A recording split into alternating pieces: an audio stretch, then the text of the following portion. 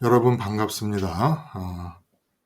오늘 5월 6일 십자가 온라인 교회 모임 함께합니다. 제가 기도드리고 시작합니다. 하나님 아버지, 세상에서 우리가 우리의 귀로 들을 수 있는 말 중에 누구든지 주의 이름을 부르는 자는 구원을 얻으리라 하신 이 말씀처럼 좋은 말씀이 어디 있겠습니까? 그런데 우리가 의사 선생님들이 내시경을 통하여 사람 속의 장기를 들여다보듯이 그렇게 예수님의 이름을 부르는 것이 무엇인지 그 내막을 잘 모르고, 그리고 예수님 이름 불러 받게 되는 구원의 내막이 무엇인지 잘 모른 채로 예수 이름 부른다고 생각하고 구원 얻었다고 생각하며 살았던 시간들이 너무 길고 지금 생각하면 너무 아까운 생각이 듭니다. 그리고 아직도 우리의 이웃이 많은 경우 예수 이름 부르기와 구원 얻음의 내막을 모른 채 예수님 이름을 부르고 구원 얻었다는 잘못된 확신 아래 거하여 살고 있는 것을 보게 됩니다. 저도 이웃도 우리 모두를 불쌍히 여겨주셔서 아버지 하나님 깨우침의 기회와 은총을 허락하여 주시고 예수 이름에 그 담겨져 있는 의미를 바로 알고 부르게 하시며 그리하여 구원 얻음의 내막이 깨달아지는 대로 우리에게 적용되는 놀라운 은총이 이루어지게 하여 주시옵소서. 건강이 안 좋다, 돈이 없다, 가족 간에 문제가 있다, 나라와 민족이 그리고 내가 속한 단체가 문제가 있다 하지만 제가 확실하게 구원 하나를 얻으면 그것으로서 무슨 문제가 우리에게 있을 수 있겠습니까? 하나님이 주시는 구원은 이 세상을 이기는 구원인데 이 세상에서 무슨 일이 일어난다고 문제가 될 수 있겠습니까? 오늘 이렇게 적은 무리가 모였사오니 이 모임 위에 비둘기처럼 성령이 임하시고 급하고 강한 바람처럼 임하시고 불길처럼 임하여 주셔서 우리가 진정코 예수 이름 부름의 의미를 깨닫고 구원의 내막을 알고 그렇게 부르고 그렇게 받아서 구원 얻은 자로서 세상을 이긴 자로서 이 세상을 살 수 있게 하여 주시옵소서. 마지막 시간까지 성령께서 오순절 때처럼 각 사람에게 임하여 주시기를 바라오며 그리고 녹화를 통하여 이 시간을 접하는 모든 사람에게도 같은 은혜가 임하기를 간절히 원하오며 예수님의 이름으로 기도드리옵나이다. 아멘. 여러분, 요즘 우리 굉장히 중요하고 그리고 또 굉장히 좋은 막 마음이 좋습니다. 굉장히 좋은 그런 복음의 내용들을 지금 접하여 함께 나누고 있는 중입니다. 그래서 그 베드로 설교, 베드로 사도께서 교회 역사상 처음 행하신 그 설교의 전반부에 해당되는 요엘서의 인용이었죠. 말세에, 그러니까 예수님께서 메시아로 오셔서 메시아로서 그리스도로서의 사역을 다 완수한 이후 승천하신 뒤부터 예수님이 다시 이 땅에 오시는 재림 때까지의 기간, 이 기간에 누구든지 예수 이름을 부르는 자에게는 성령 충만함을 허락하신다. 라는 그런 내용이 이제 전반부에 기록이 되어 있고, 후반부에는 그 예수가 누구냐, 어떤 예수를 우리가 이름을 불러야 되느냐, 그것은 세상에서 버림당하시고 십자가에서 죽으시고 부활하시고 승천하신 예수님이다. 이게 우리 교회 역사상 공개적으로 처음 행하여진 설교입니다. 그리고 선포고, 이 이제 얼마나 이게 뜻이 깊어요. 교회 역사상 처음으로 공개적으로 베풀어진 하나님이 주시는 말씀, 이 말씀의 내용을 우리가 두 번에 걸쳐서 나눴거든요. 그래서 첫 번째는 그 요엘서에 성령을 부어주신다. 그래서 예언과 꿈과 환상이 성령 충만한 구원받은 자들에게 있어서 일상적인 현상이 될 수 있을 것이다. 라는 말씀 부분에 예언하기, 전보기, 예측하기, 예차이. 여기다 하나를 더 끼워 넣는다면 현재 통용되고 있는 의미에서의 예언기도까지 포함될 수 있을 거예요. 그거는 예언하기에 포함되기보다는 차라리 전보기와 예측하기에 포함을 시켜야 되지 않겠는가 하는 그런 생각을 하면서, 어쨌든 첫 번째 설교가 예언이라고 하는 것에 초점이 맞추어져서 말씀을 나눴고, 그 다음에 이제 두 번째가 예수 21절 말씀, 예수 이름 불러서 구원받음의 진짜 내막이 무엇이냐. 이게 새삼스럽게 지금 예수 이름 불러 예수 이름을 부르면 구원을 받는다라는 얘기를 한다는 게 좀 웃기잖아요. 웃기는데 이게 웃기는 일이 아닌 거라는 거예요. 이게 웃길 수가 없는 그런 말씀이라는 겁니다. 이 보통 얘기가 아닌 거예요. 막 이렇게 가슴이 예수 이름 부른다는 것 자체가 얼마나 기가 막힌 일이고 좋은 일이고 엄청난 일인지, 이게 그냥 정말 예수님의 함자를 입에 올리는 거가 아니라는 것이죠. 내막을 보면. 자, 이렇게 두 번에 걸쳐 나눈 말씀에 대해서 우리 들으신 분들 중에 좀 이야기할 부분들을 함께 나누면 좋겠습니다. 말씀하시죠. 네, 안녕하세요.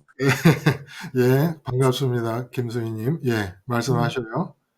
저는 이제 어제 설교 말씀에 네네. 예수님의 이름을 부르는 거에 대해서 음. 그냥, 음, 세상 것을 원해서 예수님을 부른 적도 되게 많거든요. 누구나 그렇죠. 그렇죠? 예, 예.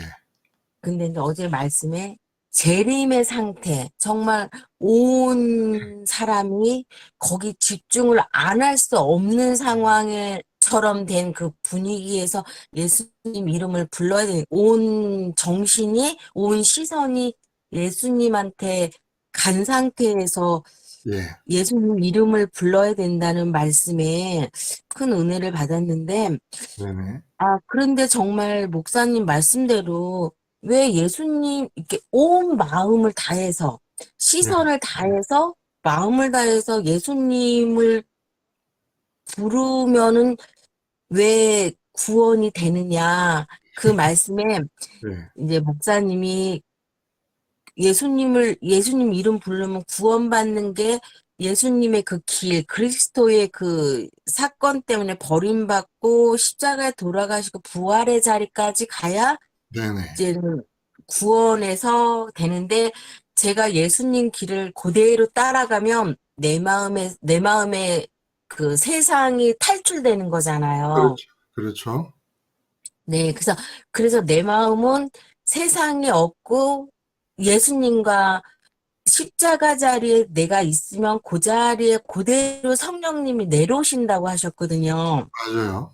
예, 예, 그래서, 그러면은 제가 이제는, 나는 그렇게 매번 하고 있나? 근데 저도 이제 최선을 다하고 있는 중인데, 예, 이렇게 정말 내가 다른 거 아무것도 안 하고, 딱, 정말 오직 내 마음과 정성과 힘을 다해서 십자가를 예수님을 바라보고 예, 예수님의 따라가는 그 길을 그대로 따라가면 성령님이 나를 임하면은 성령님만 임한다면은 정말 구원이 끝나는 거잖아요. 그렇죠. 구원이 된 건데, 이렇게, 그전에는 되게도 복잡했던 그 단계가 있었는데 어제 말씀 듣고 나니까 딱 요것만 하면 되는 거예요. 그렇죠.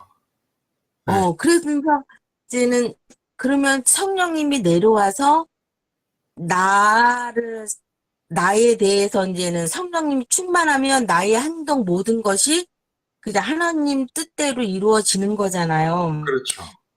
그래서 내가, 그 전에도 근데 또 예언이라는 말씀도 하셨어요. 네네. 예언이라는 거는 정말, 저희가 생각하는 예언은 정말,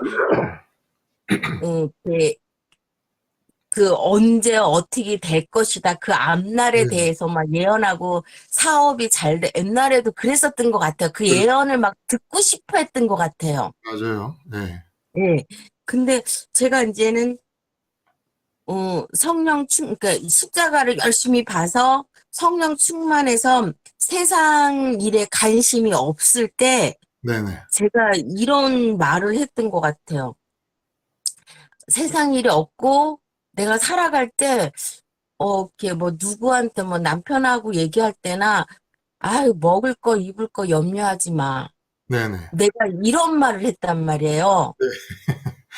어, 음, 근데 나는 예언이라는 게 뭐가 어떻게 됐고 막 이렇게 현상으로 있는데 내 입에서 나오는 말이 목사님이 예언이라고 했는데 제가 오늘 말고 내일 먹을 거, 입을 거, 남편한테 염려하지 말자. 네네.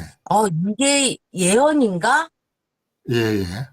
내일 일을 염려하지 말자. 이 말이 네. 내가 내일 일을 100% 염려할 사람인데, 네, 맞아요. 그거를 염려하지 말라는 말을 하는 순간, 목요일 날 설명 듣면서, 이게 바로, 뭐, 예, 내일 얼마가 들어올 것이다. 이 말이 아니라, 먹을 거, 입을 거 염려하지 말자. 이게 예언이라는 생각이 들어가지고, 저 혼자 조금 좋아했었던 생각이 예, 예. 듭니다. 네. 그, 말씀 다 하셨어요? 네. 예. 그 예언이라는 말씀이 이제 먼저 나와서, 오늘 굉장히 중요한 부분을 우리가 예언과 관계돼서 얘기를 하게 되겠습니다만은, 먼저 예언이 그냥 앞에 일어날 일에 대해서 얘기하는 것이 아니다. 앞에 일어날 일에 대한 관심의 결과가 아니다. 라고 하는 것은 제가 말하는 게 아닙니다, 여러분. 성경 전체가 그렇게 예언을 이야기하고 있는 겁니다. 근데 너무 명확한 성경의 증언들을 왜 이렇게 깡그리 무시한 채 미래에 일어날 일이 어떤 일이냐라는 것에 대해서만 관심을 갖는 것, 이 관심이 아주 그 문제 중에 상 문제인데, 미래에 대한 관심이, 이 관심을 갖는 것을 예언이라고 말한 그 자체가 얼마나 성경을 우습게 여기고 있는가라는 것을 반증하는 이야기라는 겁니다. 근데 너무 만연하기 때문에 예언은 미래에 일어날 가령 요한계시록을 해석함에 있어서도 맨 학자들이 따지는 게 뭐 이렇게 말씀하신 이 요한계시록의 내용은 역사적으로 말하면 언제 일어난 무슨 사건을 가리키는 것인가. 맨 이런 식으로만 보고 있는 거예요. 학자들이라는 사람들이. 뭐 목사님들도 그렇고 전부 다. 제가 한번 따져봅니다. 응? 지금 이게 첫 번째 설교예요. 이 첫 번째 설교는 예수님 재림 때까지 교회 역사 속에서 일어날 모든 설교의 아웃라인입니다. 이 설교가 담고 있는 내용에서 벗어나면 교회에서 행하여져서는 안 되는 잘못된 설교라는 거예요. 기본적으로. 왜? 베드로의 학식에서 나온 설교입니까? 아니요. 오순절 강림 이후 성령 충만한 가운데서 베드로는 마이크였을 뿐입니다. 하나님의 영이시고 예수님의 영이신 성령께서 베드로라는 마이크를 통해 하신 설교예요. 첫 번째 설교입니다. 이것이 교회 역사에서 모든 설교의 범위와 영역을 국한시켜주고 정의해주는 설교이기 때문에 이 설교에서 벗어난 모든 것들은 사입이요, 이단이요, 설교가 아닙니다. 근본적으로. 그럼 이 설교, 이 짧은 설교가 인간의 그 다양한 삶의 영역들을 다 커버할 수 있느냐? 완벽하게 100% 커버합니다. 건강의 문제, 돈의 문제, 인간관계의 문제, 승진의 문제, 취직의 문제, 모든 문제를 이 설교의 내용이 다 커버를 합니다. 근데 그걸 모르는 거죠. 왜 이게 커버가 되는 건지. 그 삶의 영역의 모든 문제들에 대해서. 그러니까 우리가 내막을 몰라요. 구원을 받았다 하는 사람도, 구원을 안 받았다 하는 사람도, 안 받아도 괜찮다고 생각하고 있는 사람도 구원의 내막이 뭔지를 모르니까 더 그렇게 생각할 수도 있고. 우선 구원이 뭔가 하는 거 분명해요. 재림의 때 상황을 이야기하시고 누구든지 예수 이름을 부르면 이라고 말씀을 하십니다. 그리고 구원을 받은 자의 특징은 바로 앞에서 얘기한 성령 충만입니다. 그리고 예언과 꿈과 환상은 쉽게 말하면 하나님과 지금 미래가 아닙니다. 지금 연결된 상황이 원활해서 마치 핸드폰이 통신이 안 되는 지역이 있지 않습니까? 신호가 안 잡히는 지역, 그런 지역에서 빠져나와서 신호가 원활하게, 그리고 인터넷도 속도가 굉장히 왕성한 기가 인터넷 신 상황에서 하나님과의 연결이 나타나는 일이라는 겁니다. 지금 연결된 상태의 결과라는 거예요. 이게 중요해요. 자, 그러면 보세요. 예언하기, 전보기, 그리고 예측하기. 여기에 소위 통용되고 있는 예언 기도라는 걸 포함을 시켜봅니다. 그러면 이게 전부 이 세상 안에서 내가 갖게 되는 미래에 대한 관심 아니에요? 나의 미래, 내 배우자의 미래, 내 자녀의 미래, 내 사업의 미래, 내 장사의 미래. 전부 내 미래에 관한 관심 아닙니까? 그런데 이런 미래에 관한 관심의 핵심적인 내용은 오늘보다 내일이 더 나았으면 좋겠다라는 소원이고, 또 소극적으로는 오늘보다 내일이 더 못하지 않았으면 좋겠다라는 소원입니다. 그래서 미래를 향하여 좋아하는 소원과 싫어하는 소원이 있는 거예요. 관심은 언제나 소원의 형태로 나타나요. 좋아하는 소원의 형태로, 싫어하는 소원의 형태로 나타납니다. 미래에 대한 관심이. 자, 일단 여기까지 해놓고, 그래서 점을 치는 것도 좋아하는 소원이 이루어지기를 위해서, 또 싫어하는 소원이 해당되는 것이라고 점괘에서 나온다면, 예언기도에서 나온다면, 예측에서 나온다면, 그럼 어떻게 해야 그 싫어하는 미래를 피할 수 있고 좋아하는 미래로 바꿀 수가 있겠는가? 이게 이제 미래에 대한 관심의 핵심이잖아요. 그렇죠? 소원. 좋아하는 소원과 싫어하는 소원. 관심의 이제 핵심인데, 복음과 믿음은 지금 여기서 예수님의 이름을 부르고 그 예수님의 이름을 부르는데 어떤 예수님이냐 하면 십자가에서 죽으시고 부활하시고 승천하신 예수님입니다. 그러므로 지금 예수님과 부른다는 것은 지금 이 세상을 탈출해서 승천하신 예수님 따라 하늘에 계신 하나님과 승천의 길을 따라 연결됨을 뜻합니다. 그리고 그렇게 예수님과 연결되기 때문에 재림과 예수님의 이름을 부르는 것을 붙여버린 겁니다. 왜? 예수님의 이름을 부른다는 것은 그리스도 연세 사건 속에 예수님의 이름을 부르는 것이기 때문에 예수님이라는 이름이 가리키는 진짜 예수가 그리스도 속 예수이기 때문에, 그리스도 연세 사건 속 예수이기 때문에 그 예수님과 내가 동일시하는 게 믿음이잖아요. 그래서 예수님의 이름을 부르는 것은 동일시하기 위해 부르는 겁니다. 예수님, 제가 예수님과 나를 동일시하기 위해 예수님을 부릅니다. 이 뜻이라는 거예요. 예수님의 이름으로 기도합니다라는 것도 예수님과 동일시하면서 기도합니다라는 뜻이라는 거예요. 예수님이라는 함자를 주술적으로 이용한다는 뜻이 아니지 않습니까? 예수님이라는 글자가 가리키는 그리스도 속 예수와 나를 동일시하기 위하여 부르는 거잖아요. 그렇게 동일시하면 재림 때와 똑같이 나 개인적으로는 내 마음에서 세상이 없어져 버립니다. 예수 이름 부르면 그렇게 된다는 거예요. 그렇게 되면서 지금 여기서 승천의 길을 따라 내 마음이 하늘로 올라가고 강림의 길을 따라 성령이 내려오시면 내 마음에 있다고 여겨지고 좋다고 확신이 들고 소원하는 것은 하늘의 하나님밖에 없습니다. 한마디로 관심이, 관계에서 움직이는 내 마음, 관심이 하늘로 향해 버립니다.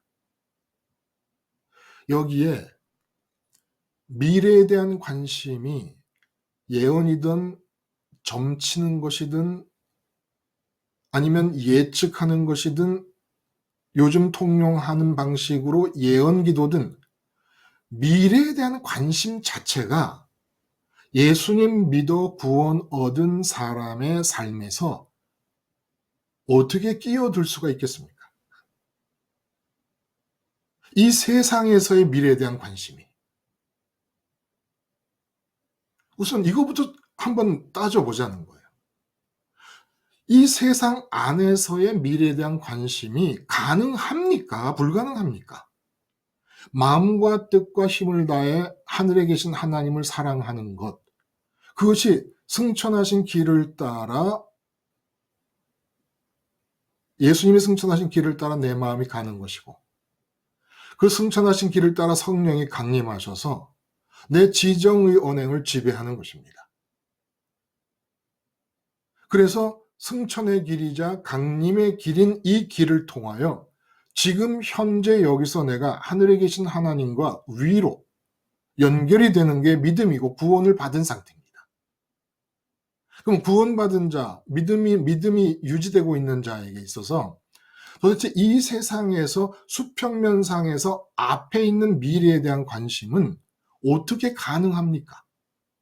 마음을 다하여 하늘에 계신 하나님을 사랑해야 되는데, 그리고 사랑하는 길을 위하여 승천의 길이 주어지고 강림의 길이 만들어졌는데 아래 위를 연결하는, 근데 아래 위를 연결하는 길과 연결돼서 사는 사람에게 앞으로의 이 세상에서의 미래에 대한 관심이 불가능한 거예요. 애초에 있을 수가 없는 일인 겁니다. 실제로 미래에 대한 관심이라는 것은.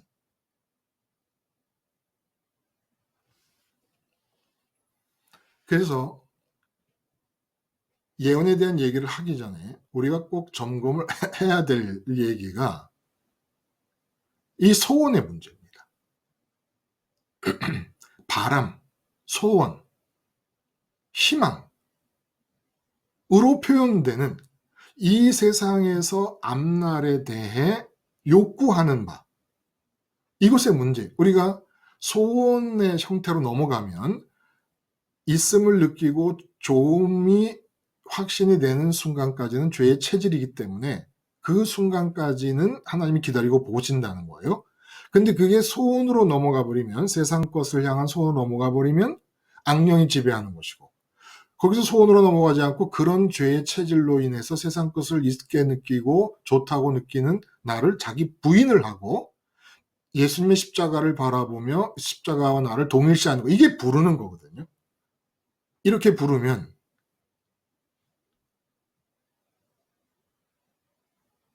소원의 문제가 가장 큰 과제로 등장을 합니다.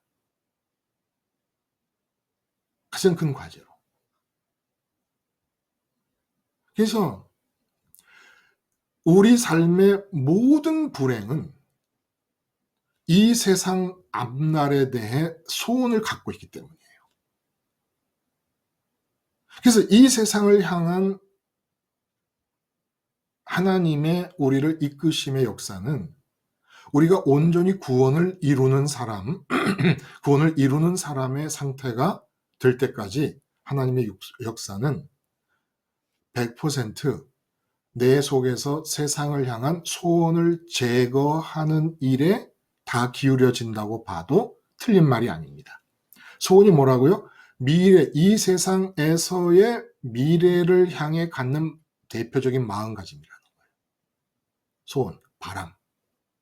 그래서 이 세상을 향한 소원을 없애는 방식으로 하나님의 이끄심이 지속됩니다. 어떤 상황에서 이미 소원했기 때문에 악령이 지배합니다. 악령이 지배하는 그 위에 하나님의 주권이 움직입니다.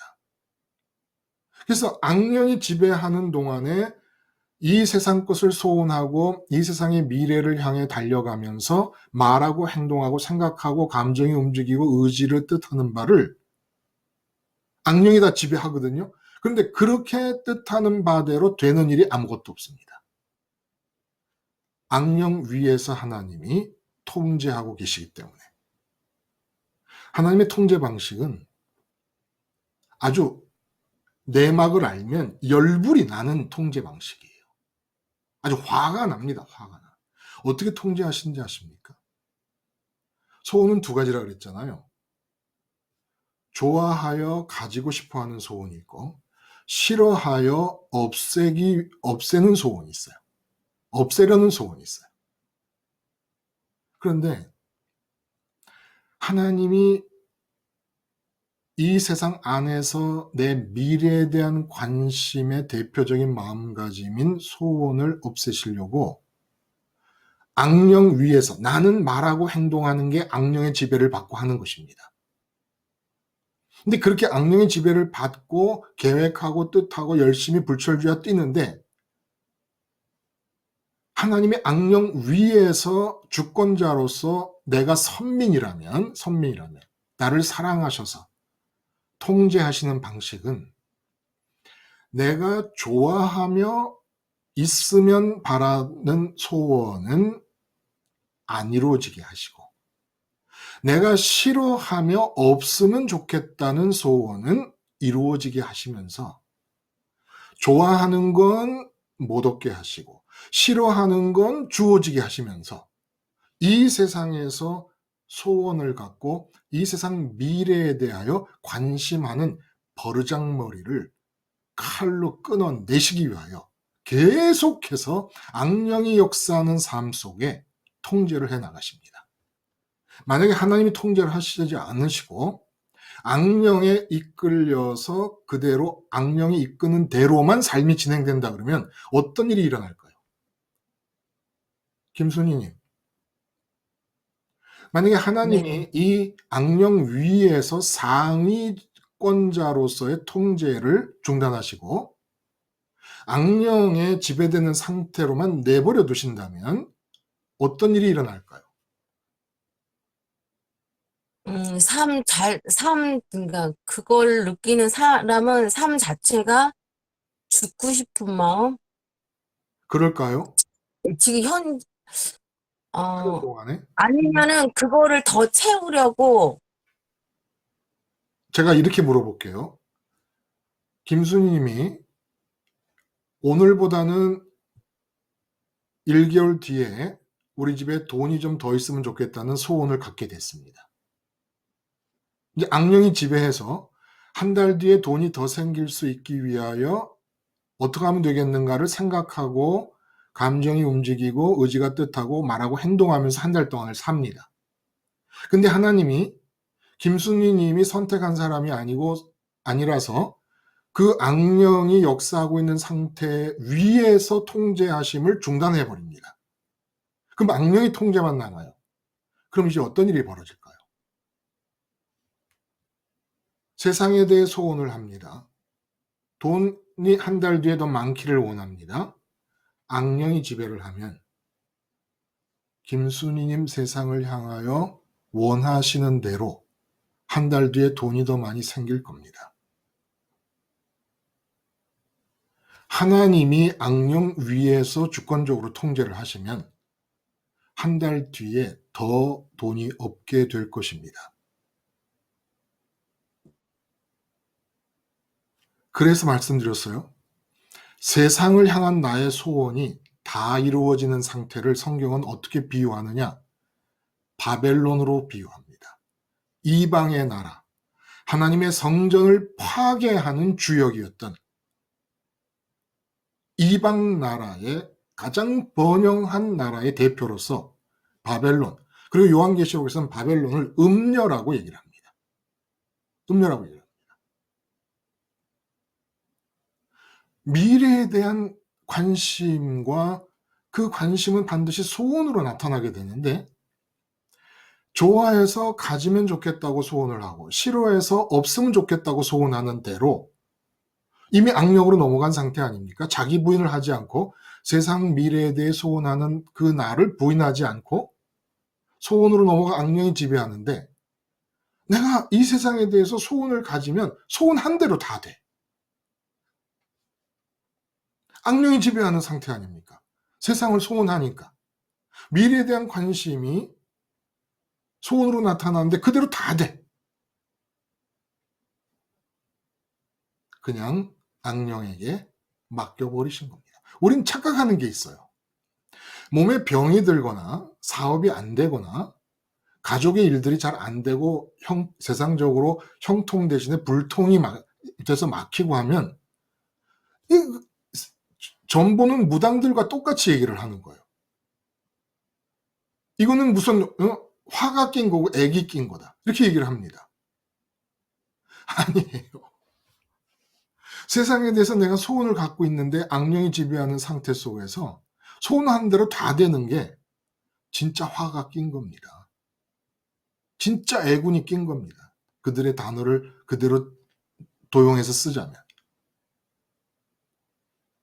왜 내가 좋아해서 가지고 싶은 건 안 이루어질까? 그리고 또 좋아해서 가지고 싶은 것이 별로 없는 사람도 있어요. 아, 이 정도만 돼도, 지금 현재 상태만 돼도 감사하다. 그냥 요런 대로 살다가 죽기만 해도 좋겠다. 하는데 꼭 싫어할 일들이 생겨요. 싫어할 일들이. 문제가 생깁니다. 덜컥 병이 납니다. 난데없이 못된 사람이 나타나서 이유도 없이 나를 못 잡아먹어서 아주 안달입니다. 싫어하는 일이 생깁니다. 왜 그런 일이 생겨요? 왜? 싫어하는 일이 생기는 것은 제가 그렇게 별명을 붙이는 거예요. 잠재적 소원. 무엇을 갖고 싶은 거는 노골적인 소원이라면, 싫어하는 것은 싫어하는 일이 생기기 전까지는 내가 그렇게 싫어하는 방식으로 소원할 거라는 체질이 있음을 모르는 거예요, 내가. 건강에 아무 문제가 없으면 나는 세상에 대해 아무 소원이 없는 줄 알고 살고 있습니다. 그러다 건강에 문제가 생기면 이 건강만은 유지가 되면 좋겠는데 이 질병이 없어졌으면 좋겠다. 난리가 나는 거예요. 그러니까 싫어하는 일을 통해서 내 속에 숨어있는 소원의 체질들을, 소원의 내용들을 하나님 다 들춰내십니다. 다 들춰내세요. 싫어하는 일이 안 생기면 내가 이 세상 것을 그렇게 소원하고 있고 아까워하고 있다는 사실이 드러나질 않는 거예요. 원수가 생기기 전까지는 원수와 없는 상황을 내가 이렇게 이 세상에서 원수가 없는 상황, 모든 사람이 나에게 우호적이기를 소원한다는 것을 내가 모르고 있었던 거예요.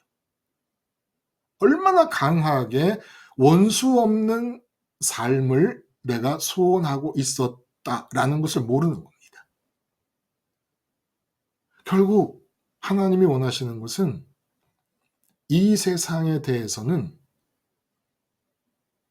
좋은 일이 생겨도 좋음이 아니고 나쁜 일이 생겨도 나쁨이 아닌 상태가 되기를 원하시는 겁니다. 좋고 나쁨은 지금 위로 하늘에서 결정되기를 원하시는 거예요. 그래서 이 세상을 향한 소원은 피조물 중에는 사람까지 포함해서 그 어떤 피조물도 세상에 대해서는 소원할 자격이 없게 만드신 겁니다. 소원이라는 거 우리 못해요. 소원은 항상 미래를 향하고 있고 지금보다 나은 내일을 향하는 것이니까.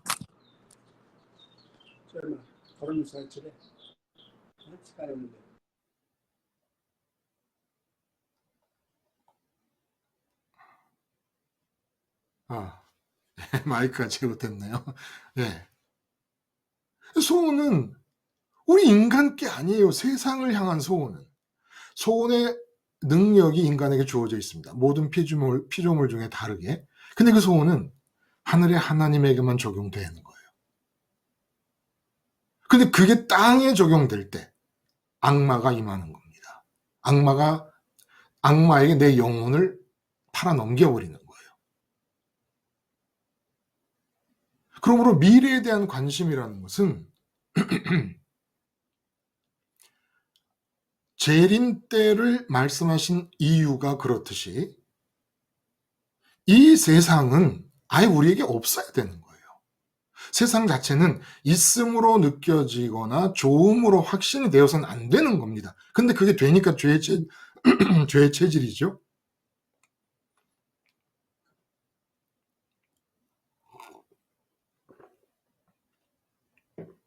이 죄의 체질,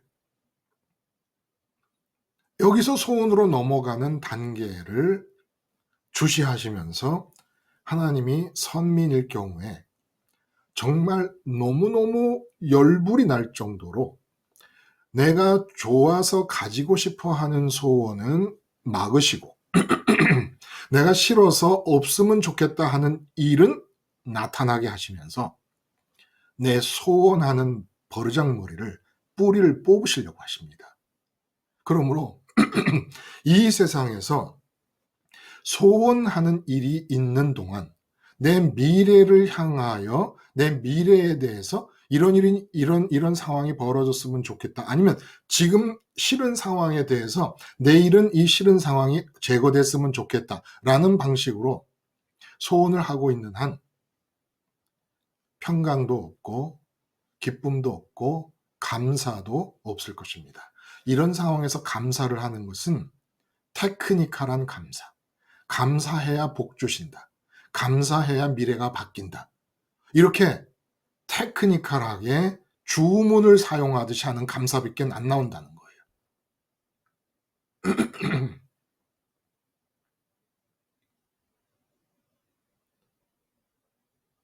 소원 끊임없이 보세요. 싫어하는 일이 생기면 잠재적 소원이 감추어져 있는 걸 드러내시는 겁니다. 내가 싫어하는 일이 생기고 보니까 이 세상에서 이러이러한 것을 내가 소원하고 있었던 사람이구나. 감추어져 있었구나. 극단적인 예겠습니다만은 스테반 집사님 같은 경우 돌에 맞아 죽는 순간에 내가 돌에 맞아 죽는 것이 중단되었으면 좋겠다라는 소원을 안 갖는다는 거예요. 그때도 소원은 하늘을 향합니다. 그래서 하늘문이 열리는 거예요. 하늘문이 열리는 거예요. 정말 질병에 대해서, 돈 문제에 대해서, 여러분들의 가족의 문제에 대해서 최선을 행하고 싶으십니까? 무슨 일이 벌어져도 소원을 갖지 않는 겁니다. 반드시 여러분의 생애가 우울함과 세상의 젖어 축축함과 또 그 반대로 새카맣게 여러분의 심령이 타들어가게 아주 화병이 나게 만들고 싶으십니까? 간단합니다.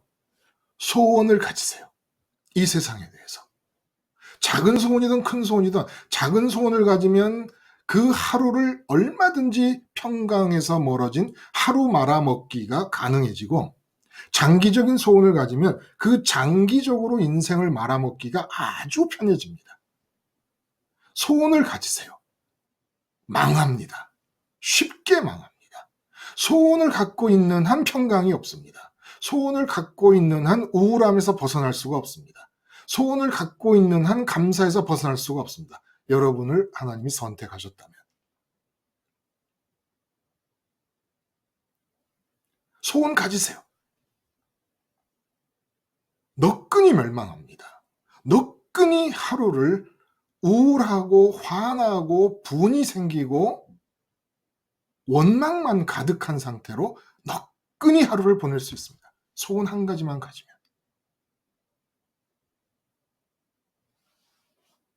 자, 상황이 이런데 예언이란 뭘까요? 예? 그동안 예언 기도를 받으러 간다 하는 것들이 다 이 세상 미래에 대해서 소원을 가졌기 때문이 아니었습니까? 이렇게 믿음과 구원은 구조적으로 미래에 대한 관심을 가질 방법이 없습니다. 그러니까 미래를 향해서 내 마음이 빠져나갈 틈새를 주지 않습니다.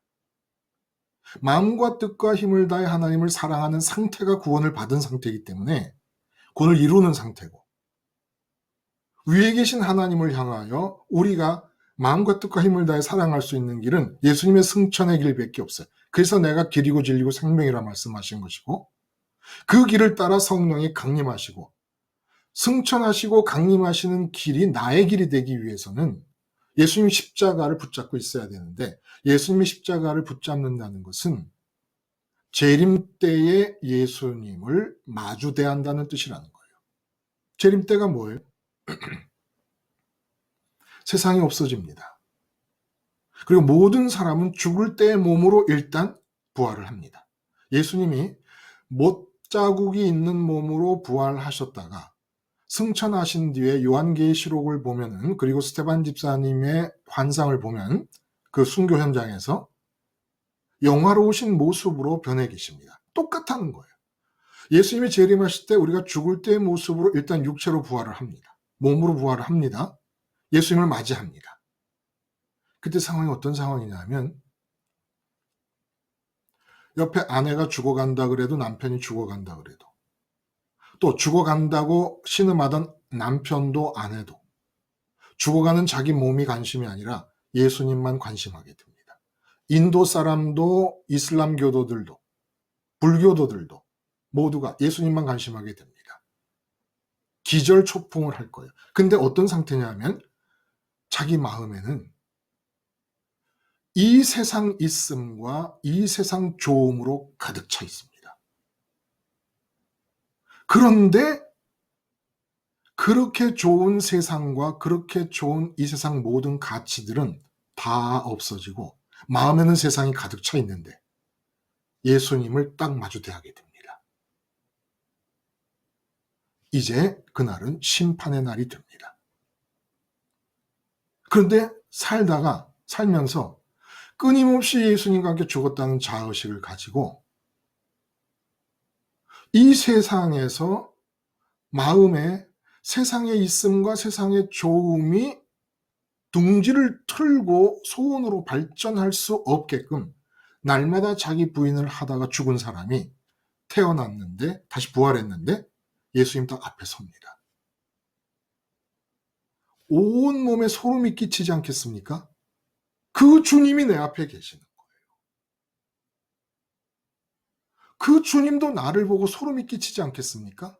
그동안 위에서 내려다 보시며 끼어안고 싶으시고 정말 어떻게 이 사람이 내 앞에 나타났으니까. 이게 재림의 상황이라는 거예요. 이게. 언제 죽을지 모르잖아요. 여러분 내일 죽을 수도 있잖아요. 내일 죽을 때 여러분 마음에 자식이 담겨져 있고 돈이 담겨져 있고 건강이 담겨져 있고 세상 것이 담겨져 있고 소원하던 악마가 지배하던 상태로 죽었습니다. 예수님 재림 때 깨어납니다. 세상이 있음과 좋음으로 가득 차 있습니다. 그런데 그 세상은 다 없어졌습니다.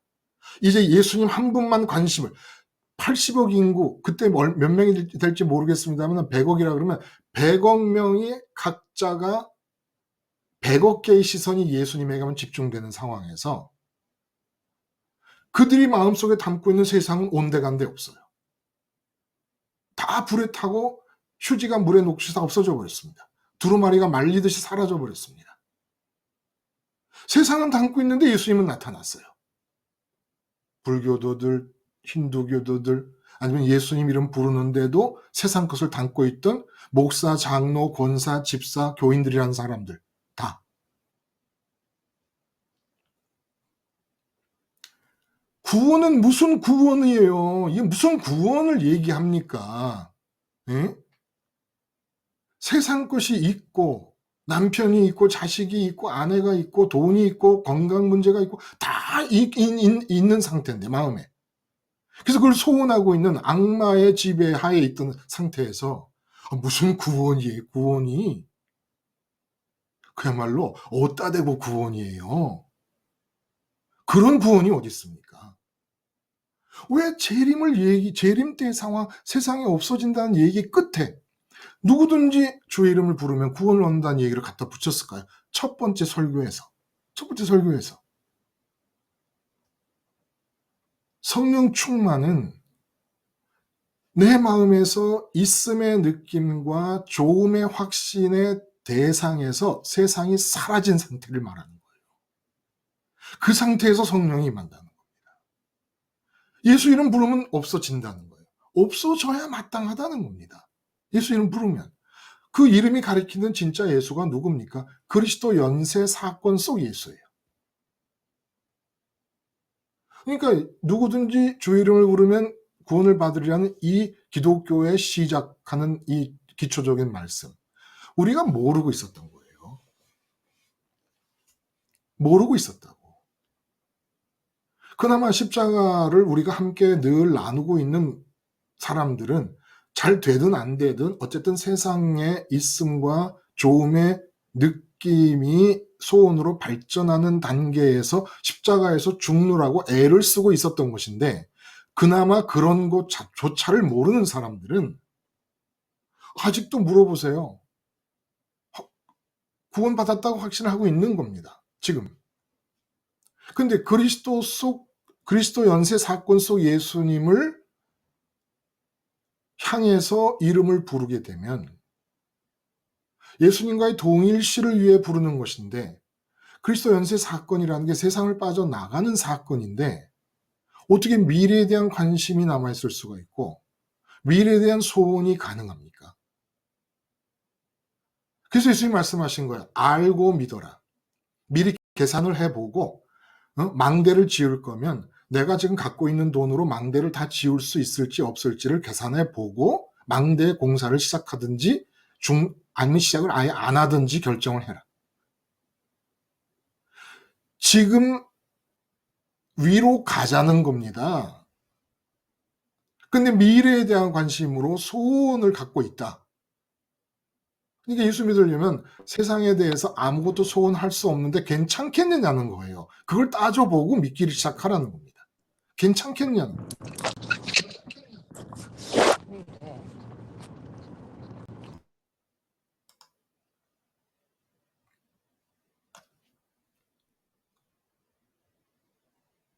이 첫 번째 설교에서 한 얘기예요. 재림의 세상이 사라지는 현상에서 예수님 한 분만이 관심의 대상이 될 수밖에 없는 주의 영화로운 날. 그 영화로운이라는 헬라어가 에피파네라는 단어예요. 근데 에피파니아라는 동사에서 나온 겁니다. 에피파니아는 나타난다는 뜻입니다. 영화로운이라는 뜻이 나타난다는 뜻이에요. 이 나타나는데 영화롭다는 게 무슨 뜻입니까? 그분만 보인다는 거예요. 금메달 따고 은메달 따고 동메달 따면 금메달 딴 사람만 보이잖아요. 사람들한테는. 은메달 딴 엄마는 자기 아들이 보이겠지만 일반 사람들한테는 금메달 딴 사람만 보이는 것과 마찬가지로 주의 영화로운 날이라는 것은 주님께서 나타나는데 주님만 보이는 날이다, 이런 뜻입니다.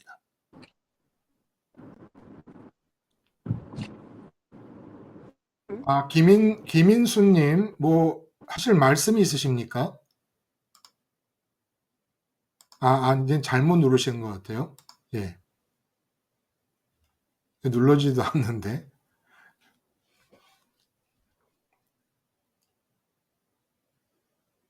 그러니까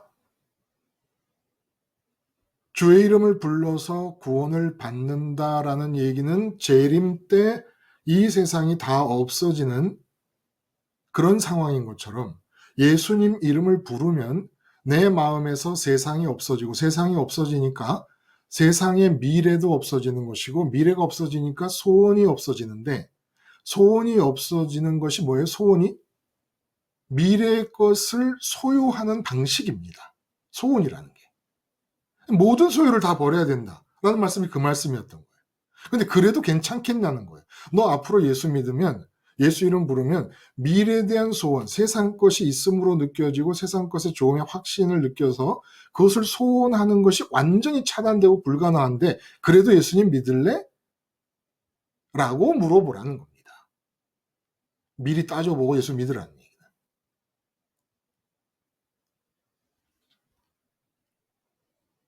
이게 예수 이름 부르는 거였다는 거예요. 그렇죠. 우리는 우리대로 나름대로 세상의 있음과 좋음을 마음대로 느끼고 세상을 소원하며 악령의 지배 속에 들어갔는데 예수님 혼자 그리스도 연쇄가정을 통해 세상을 빠져나가서 탈출해서 하늘로 올라가셨어. 그럼 예수님은 하늘로 올라가셨는데 나는 세상에 남아가지고 세상 것의 있음과 좋음을 느끼며 그냥 마음대로 소원하면서 살아갑니다. 근데 구원을 받았대. 그리고 우리에게 구원받은 자로서 하나님을 마음과 뜻과 힘을 다해 사랑하게 하시고 이 세상에 대해서는 하나님의 뜻만을 가지고 생각하고 감정과 의지와 언행이 나타나게 하시는 성령님께서 오실 수가 없거든요. 그렇게 하늘로 지금 연결되는 승천의 길과 강림의 길이 아닌 미래에 대한 관심과 소원이 있는데 4차원의 세계인 영이 임재한 일이 벌어진다. 그건 무조건 100% 묻지도 따지지도 말고 악령입니다. 악령의 역사입니다. 고린도 후서인가요? 사도 바울이 분명히 얘기합니다. 어딘지 모르겠어요. 사탄도 광명의 천사를 가장한다라는 말이 나와요. 광명의 천사를 가장한다.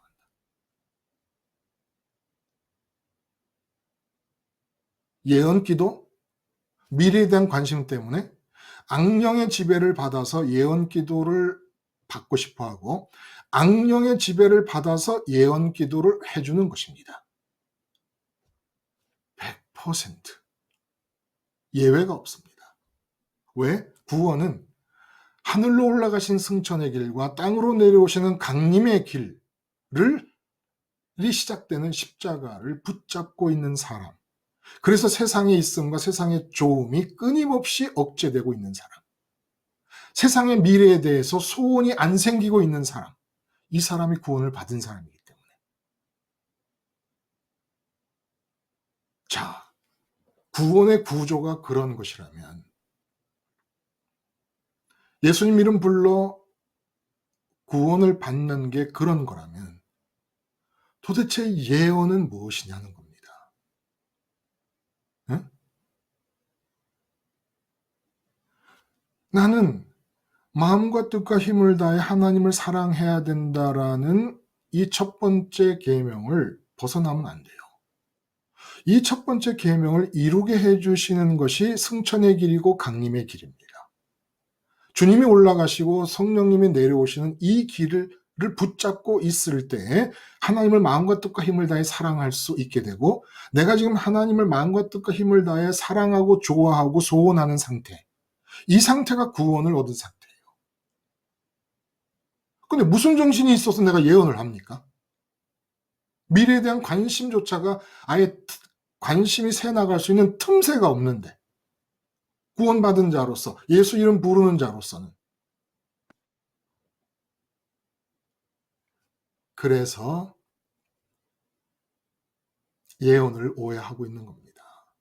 그리고 예언한다 그러고 망하는 것이고, 미래에 대한 관심 때문에 망하는 것이고, 미래에 대한 관심이 소원의 형태로 나타나고 있는 중에 망하는 것이고, 예수 믿는 게 무효가 되는 것이고, 무효뿐만 아니라 예수 이름과 하나님의 이름을 망령되이 일컫는 것이고, 잘 되면 그 소원대로 바벨론 음녀가 되는 것이고, 너무 빡빡하고 너무 비좁고 너무 정말 강하게 쪼여되는 것 같습니까? 아니에요. 아니에요. 이게 해방의 길이고 이게 자유의 길입니다. 소원이 없어져야 자유가 옵니다. 미래에 대한 관심이 없어져야 돼요. 세상에서의 미래에 대한 관심으로부터 해방이 돼야 돼요. 오직 지금 현재 여기서 하늘을 향해서만 소원이 작동이 되어야 해요. 예언이란 말을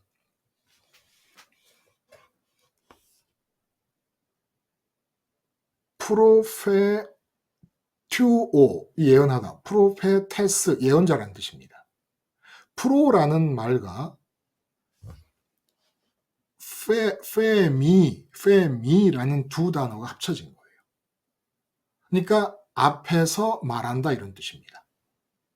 앞에서 말한다. 이게 무슨 얘기일까요? 앞에서 말한다. 앞에 일어날 일에 대해 관심을 가질 수가 없는데 앞에서 말한다. 예를 들면 이런 겁니다. 강릉에 멋진 소나무가 저희 집에서 한 400m 떨어진 그 길 로타리에 그 마치 속리산의 이 정이품 소나무처럼, 정일품인가요? 멋진 소나무가 한 그루 서 있습니다. 그럼 나무 앞에 서서, 소나무 앞에 서서 나무에 대해서 말하는 것과 그 나무 앞에서 말하는 것은 차이가 있잖아요. 나무 앞에서 말하는 것은 화제가 나무가 아닙니다. 말의 초점이 나무가 아니라는 거예요. 그런데 나무에 대해서 말을 할 때는 초점이 나무가 되는 겁니다. 그러면 나무 대신에 미래를 집어넣어봐요. 미래에 대해서 말을 하는 것이냐, 미래 앞에서 말을 하는 것이냐. 미래 앞에서 말을 할 때는 미래가 화제의 초점이 아닙니다. 화제가 아닙니다. 대화의 초점이 아니에요. 그냥 미래 앞에서 나무 앞에서 얘기를 합니다. 자, 바벨론에 의해서 남왕국 유다가 망한다라는 얘기가 예언자들의 입에서 나왔습니다. 그러면 그 뜻은 무엇입니까? 망하게 될 미래를 향하여 우리 마음이 달려가야 된다는 뜻이 아니에요. 앞으로 몇백 년 뒤에 망하게 될 일에 대해서 지금 얘기를 하는 것은 몇백 년 뒤에 일어날 그 사건을 앞에 두고 지금 해야 될 이야기가 무언가를 바로 알아서 하라는 겁니다. 나무에 대해서 얘기하는 게 아니라 나무 앞에서 얘기한다는 거예요. 프로페튜오라는 말이 앞에서라는 말과 말한다는 말이 합쳐진 건데, 앞에 있는 일에 대해서 관심을 가지고 말한다는 뜻이 아니라 앞에 하나님께서 이런 일을 계획하고 계시는데 그 일을 배경 삼아서, 미래에 일어날 일을 배경 삼아서 지금 해야 될 일을 하라는 얘기예요. 이게 예언이라는 겁니다. 지금 이야기를 해야 되는데 지금 이야기를 바로 하지 못하니까 미래에 있을 일을 배경으로 쳐줄 테니까 이 배경하에 맞추어서, 그러니까 예를 들어 남녀가 있는데 얘기를 해야 되는데 어떤 얘기를 해야지 옳은 것인가, 아무리 기다려도 옳은 얘기가 안 나오니까 그 지금 마땅히 하나님이 원하시는 얘기가 남녀 간에 오고 갈 수 있도록 하시기 위해서 갑자기 두 남녀가 있는 자리를 세느 강가로 만들어 버리십니다. 하나님이 원하시는 게 로맨틱한 이야기를 서로 주고받기를 원하셨던 거예요. 그러니까 세느 강가로 배경을 만들어 주십니다. 그러면 세느 강가를 이렇게 보면서 아, 너 어떻게 너무 이렇게 아름답냐? 응? 뭐 이런 얘기가 나오는 거예요. 근데 이번에는 또 이 두 남녀가 정신을 바짝 차려야 될 상황이 됐어요. 근데 이 사람들이 정신 바짝 못 차리고 있어요. 그러니까 집에 불난 상황을 배경으로 삼아서 이야기를 하게 합니다. 불이 나니까 정신이 번쩍 드는 거예요. 이 두 남녀가. 야, 이거 무슨 일이야 이거. 우리가 뭐 잘못하고 있는 건가? 이렇게 해서 우리가 뭐 잘못하고 있는 건가라는 말을 지금 하게끔 하는 겁니다. 예언자들의 예언이라는 거예요. 지금 올바른 생각과 올바른 말을 할 수 있도록 미래에 일어날 일을 배경으로 만들어 줌으로써 그 배경에 맞추어서 지금 해야 될 말을 할 수 있게. 그 배경이 없으면 이 어리석고 죄악으로 가득 차고 악령에 자기 영혼을 팔아버린 사람들이 제대로 말을 못하고 있으니까, 올바른 말이 무엇이고 올바른 생각과 감정과 의지가 무엇인지를 모르고 있으니까 예언자들을 통해서 미래에 있을 일을 배경으로 쳐주시면서 바벨론에 의해서 참담한 멸망을 받을 것이다. 깜짝 놀라는 겁니다. 바벨론에 의해서 성전이 무너진다는 예언이 배경으로 돼버리니까 이거 뭐야? 이 지금 우리가 뭐 잘못한 거야? 이렇게 하라는 거예요. 미래에 대해 관심을 가지라는 얘기가 아니고, 예언의 선지자들이 하신 그 의도가 미래에 있을 이야기를 배경으로 쳐주심으로써 지금 현재 가져야 될 생각과 마음가짐을 가지라고 예언이 일어난 거라는 거예요. 여러분 아시겠죠? 예언의 의미가 앞에서 이야기한다라는 뜻이 시간적으로 미리 이야기한다라는 뜻보다 시간적으로 앞으로 있어야 될 일을 지금 끌어들여서, 왜냐하면 선민의 마음은 지금 하나님을 만날 수 있으니까 하나님을 만나야 되고 하나님을 마음과 뜻과 힘을 다해 사랑하고 좋아하고 소원해야 된다는 이 첫 번째 명제는 언제 어디서든 어느 순간에도 잊혀져서는 안 되는 겁니다. 그러니까 마음은 미래를 향해 갈 수가 없습니다. 근데 가만 내버려 두니까 지금 현재 하나님을 향해 갈 준비가 안 돼 있고 하나님을 소원할 준비도 안 돼 있어요. 하나님을 향해서 아무것도 하지를 못해요. 위로는 전부 앞으로만 향하고 있으니까. 그러니까 너희가 앞으로만 미래에 대해서 소원을 가지면 앞으로만 관심을 갖는데 그 앞으로 갖는 관심의 끝이 뭔 줄 아냐? 바벨론의 멸망이다. 그리고 바벨론의 멸망을 몇백 년 앞에서 딱 지금 갖고 와서 배경으로 쳐줍니다. 미래를 향해 못 가게. 아니, 미래를 향해 마음이 못 가도록, 이 세상의 미래를 향해 소원이 안 생기도록 예언을 한 건데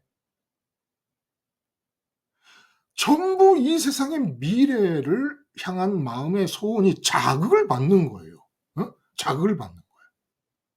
미래를 향해서 무슨 일이 일어날까? 내 미래에서 좋은 일이 일어나려면 어떻게 해야 될까? 오히려 자극을 받아가지고 미래의 소원에 아주, 그러니까 바알 숭배와 아세라 숭배라는 게 뭡니까?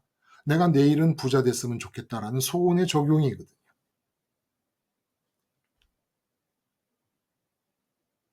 예언이 뭔지 감이 오십니까, 여러분? 예언은 하나님에 의해서 이루어지는 모든 선지자의 예언, 그리고 그리스도 사건 이후에 모든 사람, 선지자뿐만 아니라 모든 사람에게서 나타날 수 있는 그런 예언은 지금 현재 여기서 승천의 길과 강림의 길의 시작점인, 끝점인 십자가를 붙잡고 있으면서 세상의 있음과 조음이 다 억눌러지고 마음에서 사라진 그런 상태에서 하나님을 마음과 뜻과 힘을 다해 좋아하고 사랑한다라는 이 하늘을 향한 관심을 잠깐 벗어나도 될 수 있다는 얘기가 아니라는 겁니다. 아니라는 거예요. 이 세상 것에 대해서는 우리가 있음도 느끼고 좋음도 확신하고 소원도 가질 필요가 없는 것은 하나님께서 계획하고 계시니까. 미래에 대해 내가 소원을 갖고 내가 생각하는 건 그건 중언부언이에요. 불필요한 일이라는 겁니다. 그 말씀드렸죠. 타이핑을 쳤는데 그 위에 또 타이핑을 치면 무슨 글자가 타이핑이 쳐졌는지 알 수가 없지 않습니까? 내 삶에 혼란이 일어나고 내 삶이 미궁으로 빠지고 내 삶의 문제에 대해 답을 모르게 되는 상황, 왜 그럴까요? 어제 어떤 젊은 자매님하고 강릉까지 오셔서 집사람하고 같이 식사하고 얘기를 하면서 그 직장에 있는 어떤 사람이 그렇게 이제 자기를 괴롭힌다는 거예요. 근데 이제 이 직장에서 만나는 사람에 의해서 괴롭힘을 당하는데 문제는 이게 무슨 뜻인지를 모르는 겁니다. 왜 하나님이 참새 한 마리도 주장하시는 분께서 이런 일을 지금 내게 허락하고 계시는가에 대한 이유를 모르는 거예요. 왜 모릅니까? 혼란한 거라서. 소원을 갖고 있기 때문에. 이 직장에서 만나는 이 사람이 나를 괴롭히는 일이 없으면 좋겠다라는 잠재된 소원이 들추어져서 하나님께서 싫어하는 일을 만들어내심으로써 돌에 맞아 죽는 상황에서도 돌에 맞아 죽는 일이 그쳤으면 좋겠다라는 소원이 안 생기는 게 믿음의 사람들이거든요. 근데 이게 어떻게 가능한가? 불가능해 보입니까? 소원하는 것보다 쉽습니다. 자꾸 혼란이 생기는, 이게 왜 이런 일이 생기는 건지도 모르겠고 어떻게 해야 되는 건지도 모르겠는 이유는 세상에 대해 노골적인 소원이든 잠재적인 소원이 내 속에 있음으로써 하나님이 세워두신 계획 위에 오버랩이 되니까 하나님의 계획이 안 보여서 혼란스러운 거예요. 혼돈스러운 것이고.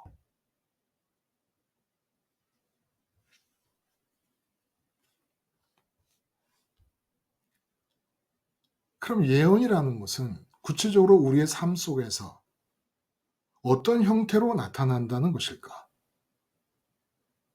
우리가 예언을, 성령 충만해서 예언을 한다 그러면 무엇이 우리가 예언을 하는 것일까? 하나님은 다 내 생의 마지막 날까지 계획을 해 놓으셨어요. 그럼 이 중에서 나는 그렇게 하나님이 내 생의 마지막까지 계획을 해 놓으셨다고 안 믿는다 하는 사람이 있으면 죄송하지만 뭐 그분하고 맞다 안 맞다 따질 여력도 없고 시간도 없고 또 그렇게 하기도 싫습니다. 그냥 그런 분은 그냥 안 믿으면 되는 거예요. 네. 그러면 설득시킬 마음이 없어요.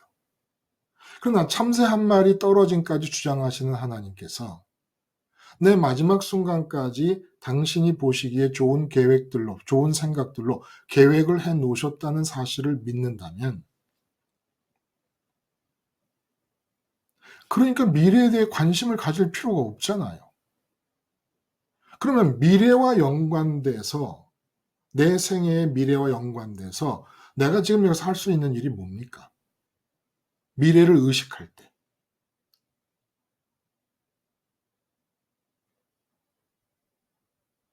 승천의 길과 강림의 길이 시작되고 끝나는 예수님의 십자가를 붙잡고 내 미래가 내 마음에서 없어지게 하는 겁니다. 있음의 느낌으로도 좋음의 확신으로도 연관되지 않게 하는 겁니다. 재림 때와 마찬가지로 예수님의 십자가 붙잡고 세상이 내 마음속에서 아예 있음 느낌 좋음 확신의 대상이 안 되게 없어지게 하는 거 없는 겁니다. 아예 없는 상태가 되면 성령이 임하십니다. 성령이 임하셔서 생각과 감정과 의지가 움직이잖아요. 말을 하게 되고 행동을 하잖아요. 근데 성령께서 오늘 나한테 말하게 하시고 행동하게 하시는 것들이 내일 하나님이 계획해 놓으신 하나님이 보시기에 좋은 계획과 눈 감고 농구 골대를 향해 공을 던졌는데 그 조그마한 배스킷 안으로 공이 쏙 들어가듯이 내일 하나님이 계획한 일에 명중을 하는 겁니다. 내 말과 행동들이. 이게 내 인생의 미래, 하나님의 계획 속에 있어서 내가 관심할 필요도 없고 소원을 가질 필요도 없는, 소원하면은 악령에 빠지는 것인 그런 내 미래를 향하여 지금 그 미래와 조금도 오차가 없이 맞아떨어지게 말과 행동을 하는 게 일상적인 예언이라는 거예요. 일상적인 예언이라는 겁니다. 그래서 항상 나는 내 과제는 앞날에 대한 관심이 아니라 미래에 대한 소원이 아니라 좋아하는 소원이든 싫어하는 소원이든 그래서 하나님이 참 특이하시죠.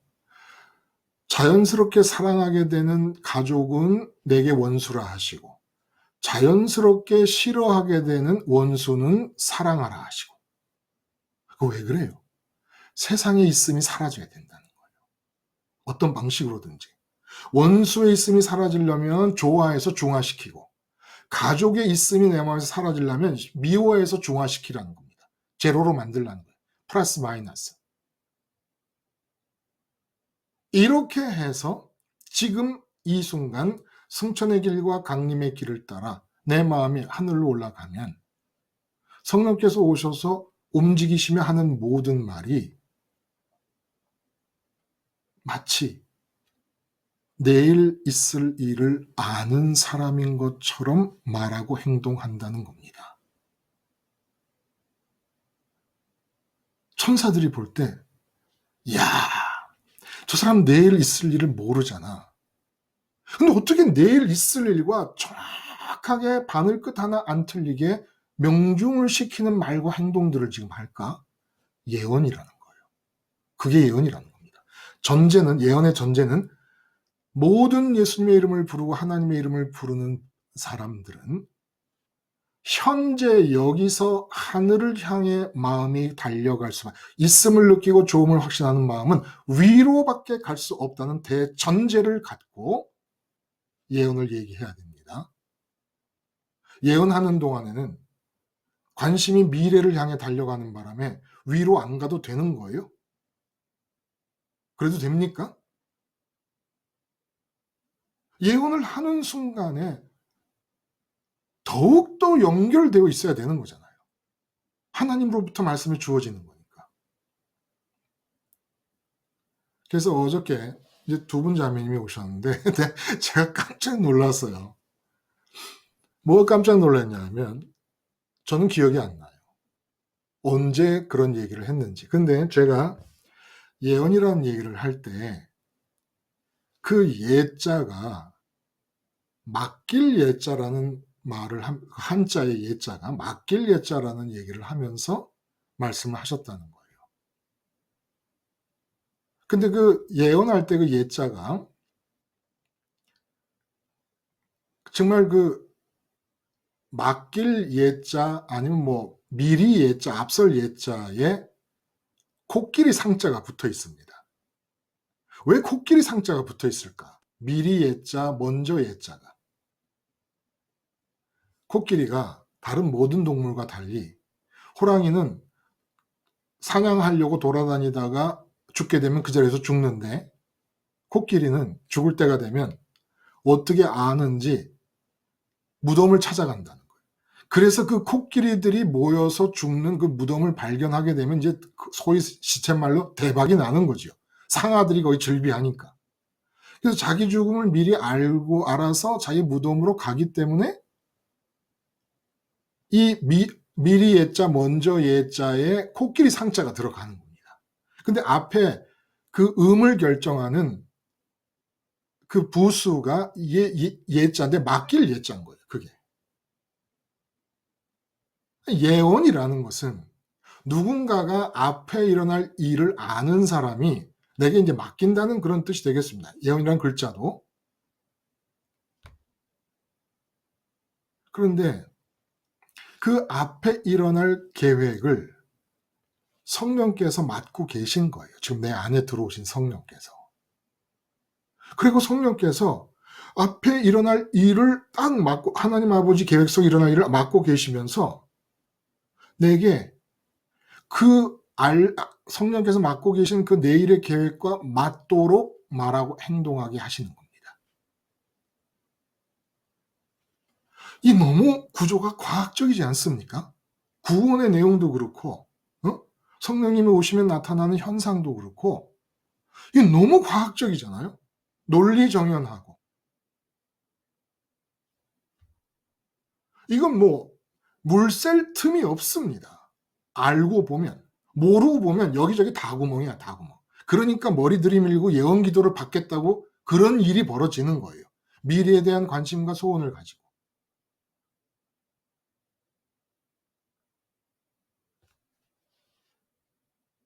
그러면 이렇게 끊임없이 내가 아직도 성령님에 의해서 내일의 하나님의 갖고 계시는 계획에 맞아떨어지는 성령님 안에 맡겨져 있는 하나님의 미래의 계획과 맞아떨어지는 말과 행동을 할 수 없을 만큼 아직도 내가 이 세상을 향해 소원을 하고 있다면 어떻게 될까요? 나를 선택하신 하나님이여 나를 포기하지 않으시죠. 그러면 우리가 지난번에도 말씀을 함께 했던 것과 마찬가지로 하나님의 전지전능하심으로 최선의 계획을 하셨다가 차선의 계획을 하시게 됩니다. 근데 내일 또 내가 세상에 대한 소원, 예수님 십자가를 생각하며 예수님 이름 부르는 데서 재림 때 예수님을 만날 때 같이 예수님의 십자가와 죽으심과 부활과 승천의 예수님과 동일시하는 식으로 부르질 않아서 세상에 남아있어 소원을 했다. 그럼 또 차차선이 되는 겁니다.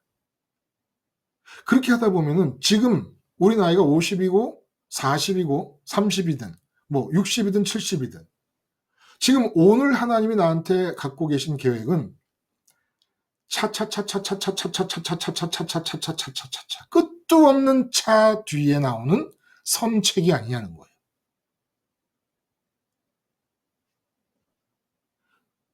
그 유행가 가사가 있어요, 여러분. 얼씨구 절씨구 차차차 지화자 좋구나 차차차. 그렇게 노래를 부르는 사람들은 무슨 뜻으로 했는지 모르니까 그 사람들을 비난하자는 얘기가 아닙니다. 복음의 내용을 염두에 두고 얼씨구 졸씨구 차차차 지화자 좋구나 차차차 이게 아니 놀지는 못하니라 차차차? 그야말로 악령의 노래예요. 차차차. 계속 차선을 만들도록 하나님께 강요하는 겁니다. 나를 사랑해서 선택하신 하나님께 나를 사랑하시는 것이 볼모로 잡힌 듯한 상태로 내가 하나님을 강요하는 거예요. 오늘도 차선책을 만들어내시지요?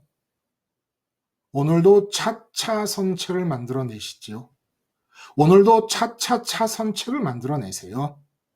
차차차차선, 차차차차차선. 끊임없이.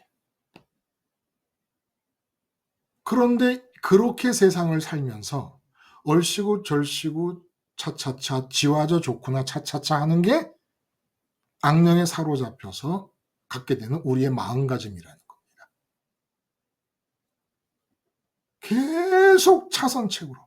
지금 저 같은 사람은 60이 넘었으니까 그 차와 선자 사이에 차가 몇 개가 들어가 있을까요? 그러니까 하나님이 나를 향해서 나를 통해서 이 세상에 대해 갖고 계신 소원, 이 세상에 대해 소원할 수 있는 분은 하나님 한 분뿐이십니다. 창조주의 주권자이신.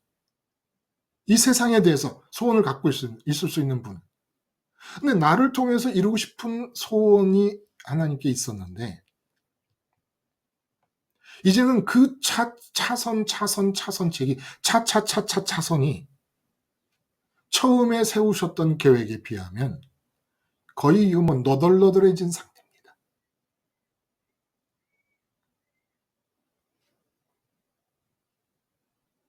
그래도 놓지 않으시는 거예요. 놓지 않으신다는 증거가 뭡니까? 아직도 나의 좋아하는 소원, 싫어하는 소원과 싸우고 계십니다. 좋아하는 소원을 막으시고 싫어하는 소원을 일으키시고 싫어하는 일을 일으키고 좋아하는 일은 막으시면서 소원의 뿌리를 근절하시기 위해서 악령이 지배하는 내 상태에서 악령의 지배 속에 갖게 되는 내 소원을 막으시고 악령의 지배가 감추려고 하는 소원을 들춰내시면서 역사를 하고 계시는 중인 거예요. 여러분의 아버지께서. 그리고 여러분을 통해 이루고 싶으셨던 최선책이 날아간 게 오래고 차선책이라도 마지막 날까지 이루시기 위해서 십자가 한쪽 편에 달려있던 강도처럼 마지막 순간까지라도 아버지는 놓지 않으실 것입니다. 그러나 그게 우리가 할 짓입니까? 네? 하나님이 나를 사랑하는 것이 무슨 하나님께 죄라도 된다는 듯이 나를 사랑하시는 하나님의 사랑을 볼모로 잡고 언제까지 악령의 지배 아래서 세상 것의 소원, 미래에 대한 관심을 떨쳐버리지 못하고 하나님으로 하여금 당신이 나를 향해 갖고 있는 최선의 소원을 차선의 소원이라도 이루시지 못하게 나 스스로가 방해하면서 언제까지 이렇게 살 것입니까? 하나님 우리 사랑하는 게 죄예요? 하나님 우리 사랑하는 게 무슨 잘못이에요? 하나님은 언제 우리를 통해 이루시려는 가장 아름다운 소원을 차선책이라도 차선이라도 지금 현재 나머지 여생까지라도 하나님이 원하시는 것을 이루고 싶으신 만큼 마음껏 이루실 수 있게 되겠습니까?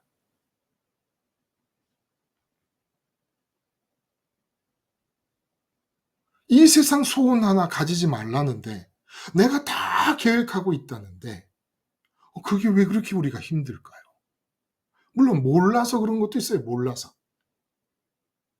이제까지 듣고 보고 배운 게 이 세상의 미래를 하나님께서 이래 해 주실 것이다라고 하는 악령에 사로잡힌 자들의 이 첫 번째 설교의 기준으로 볼 때 너무너무 이단적이고 반복음적이고 앤티크라이스트적인 이런 설교만 듣고 우리가 살았으니까 그럴 수밖에 없다는 것도 이해가 갑니다만은 이젠 좀 기쁨과 즐거움과 감사와 행복함으로 정신을 좀 차려야 되겠어요.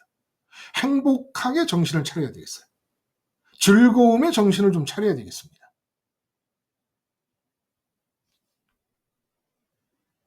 그러면 이 예언이 나 스스로에게는 그렇게 적용이 되는 거예요. 내일 하나님의 계획을 맡은 성령이 내 안에 들어오시니까 그 계획에 맞추어서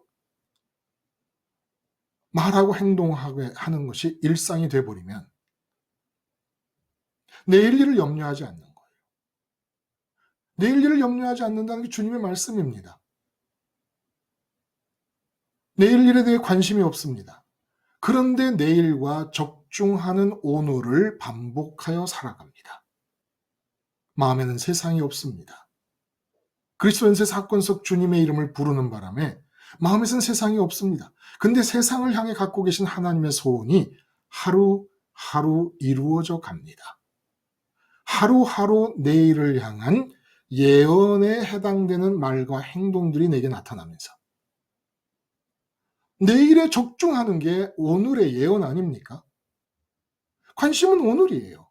오늘 벗어날 수 없어요. 그러면 다른 사람을 향해서 하는 예언은 어떤 예언일까요? 우리가 내가 내 이웃 집사님을 향해서 예언을 한다 할 때 그런 예언이 있어야 되지 않겠습니까? 보세요. 나무에 대해서 얘기하는 게 아니라 나무 앞에서 얘기하는 것이다. 미래에 대해서 얘기하는 것이 아니라 미래 앞에서, 미래를 배경 삼아서 얘기하는 것이다. 이게 예언이라고 그랬어요. 그래서 미래를 배경 삼음으로써 오늘 정신 차려야 될 일, 깨달아야 될 일을 깨닫게 하시려는 것, 이게 예언이라고 했습니다. 그러면 예수님이 오신 이후 승천하신 뒤부터 재림까지 때까지 하나님께서 예수님을 통하여, 예수님 자신을 통하여 우리에게 주신 예언의 내용이 뭡니까? 그게 재림이에요. 그 재림입니다. 재림을 얘기하신 이유가 뭐예요? 재림의 때와 재림의 상황에 관심을 가지라고 재림을 얘기하신 게 아닙니다. 오늘 이 자리에서 재림을 배경으로 무대 세트로 치라는 거예요. 재림을 무대 배경으로 치면 어떻게 됩니까? 세상 모든 것이 사라지고 예수님만을 유일한 관심사로 맞닥뜨리게 되는 상황이 재림의 상황입니다. 근데 지금 내 앞에 있는 집사님이 그걸 재림을 배경으로 깔고 보니까 마음속에 남편이 있음이 너무 큰 거예요. 아들, 딸 있음이 너무 큰 거예요. 지금 이 상황으로 재림의 배경과 너무 대조가 되니까 백색을 쳐놓으면 까만 게 대조가 확실하게 나타나듯이 재림을 배경으로 깔고 이게 예언입니다. 이제 예언이 시작되는 거예요. 미래 앞에서 얘기하는 겁니다. 미래에 관해서 얘기하는 게 아니라 재림에 대해서 얘기하는 게 아니라 재림을 배경으로 깔고 지금을 얘기하는 겁니다. 그러고 보니까 흑색의 백색, 백색의 흑색이 두드러지는 것처럼 세상은 없어질 건데 없어질 세상 것에 대해만 있음과 좋음의 느낌이 가득한 거예요, 지금. 응? 그러니까 세상 것을 마음에 담고 있는 상태가 너무 뚜렷하게 보이는 겁니다. 이제 예언은 뭡니까?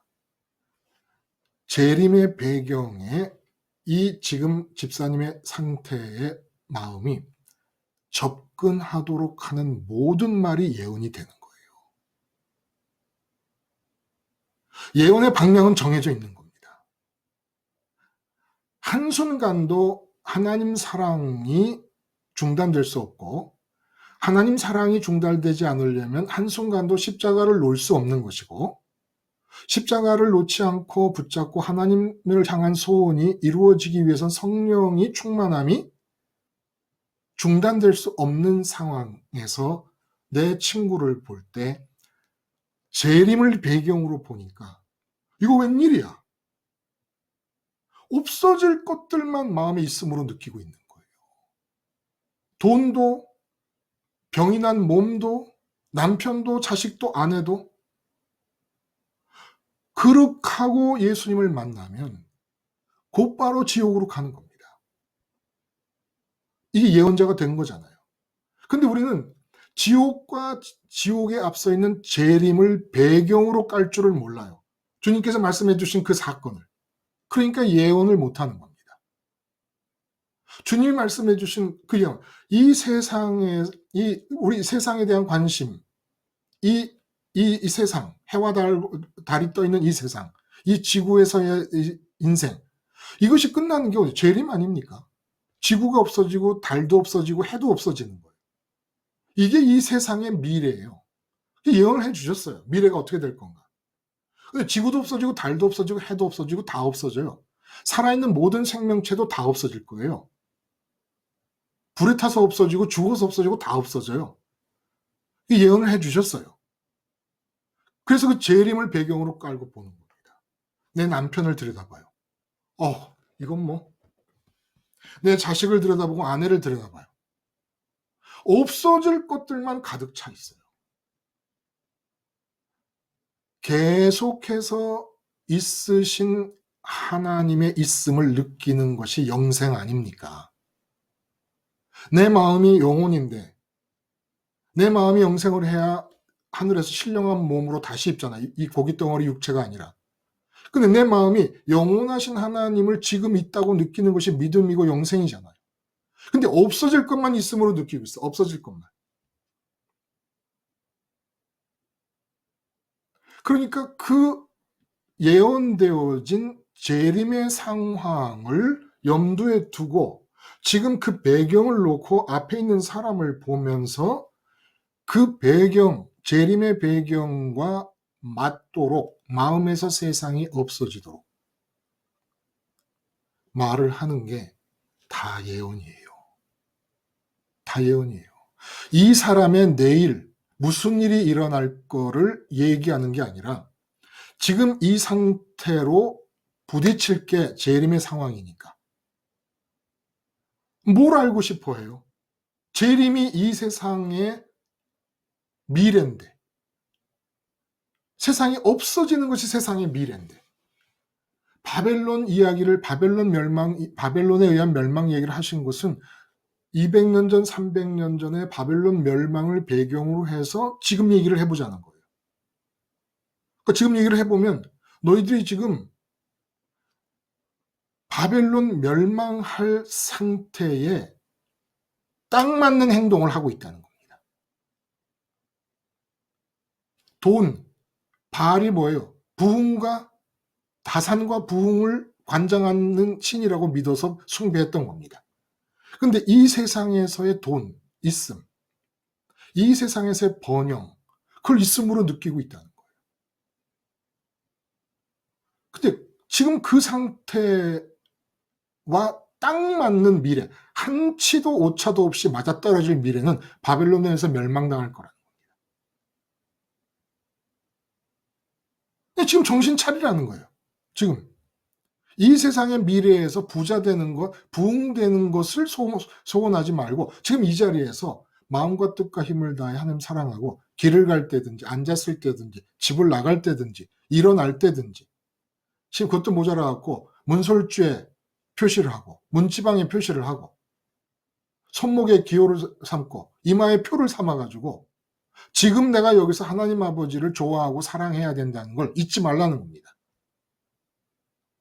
그러므로 지금 우리가 할 수 있는 다른 사람들을 향한 예언은 언제나 예수님께서 해주신 대예언, 궁극적 예언인 재림을 놓고 세상이 없어질 거라는 예언의 배경을 놓고 사람을 보며 얼마나 그 사람이 마음속에 없어질 것들을 많이 담고 있고 영원하실 하나님을 적게 담고 있는가를 보며 기도하면 성령께서 내가 이 사람을 통해 이 사람을 향해 무엇을 얘기해야 될지를 다 가르쳐 주신다는 거예요. 그러므로 남편과 아내와의 대화도 엄마와 자식과의 대화도 모든 게 한쪽에서는 제대로 믿고 예수 이름 불러 구원받은 사람이 있다면 예언이 나와야 되는 거예요. 그냥 하는 말인데 다 예언이 돼야 되는 겁니다. 누구나 할 수 있어요. 뭘 할 수 있습니까? 말 한마디 들어보면 이 사람이 지금 마음에 있음을 느끼고 좋음을 확신하는 대상이 무엇이라서 무엇을 소원하고 있는가를 다 알 수 있어요. 그러면 예수님이 궁극적으로 일어날 일을 예언하신 재림 상황을 배경으로 확 쳐버립니다. 큰일 났구나. 돈, 건강, 형통, 승진, 이런 것들의 있음만을 느끼고 있다가 죽었다 하더라도 다시 깨어났을 때 예수님 맞닥뜨리면 그때는 심판의 날인 겁니다. 그때는. 그런데 일어났는데 십자가 붙잡고 주님 나 주님 따라 아버지께 가고 싶어요. 했는데 주님이 딱 나타나는 거예요. 권능의 모습으로, 영화로운 모습으로. 그때 감격을 생각해 보세요.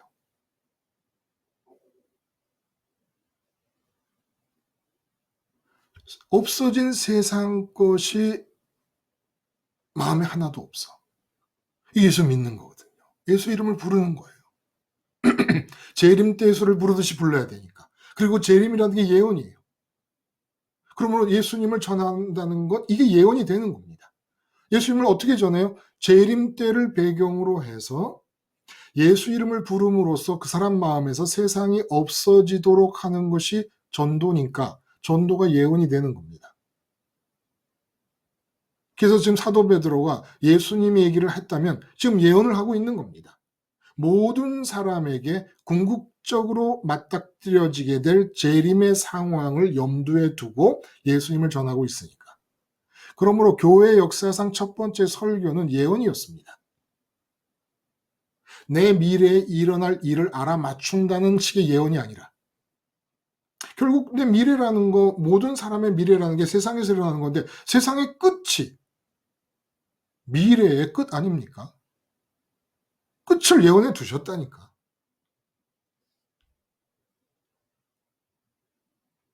사실 저는 날마다 예언을 하고 있는 겁니다. 여러분을 향하여. 재림의 때 없어질 것들을 마음에서 있음으로 느끼고 조음으로 확신하는 여러분의 상태. 그래서 소원의 형태로 악령의 지배를 받고 있는 그 상태에 대해 귀신을 쫓아내고 악령을 쫓아내고 계속해서 예언을 하고 있는 겁니다. 여러분들이 십자가를 붙잡고 미래에 대한 소원을 갖지 않기 시작했다면 여러분에게서 귀신이 나간 거예요. 귀신이 쫓겨난 겁니다. 제가 지금까지 몇 명에게서 귀신을 쫓아냈을까요? 악령을 쫓아냈을까요?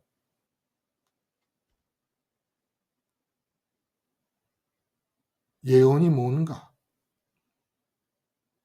이제 분명해져야 됩니다. 한날 한시 한순간도 지금 여기서 승천의 길을 따라 강림의 길을 따라 하나님과 연결되지 않으면 안 되는 겁니다.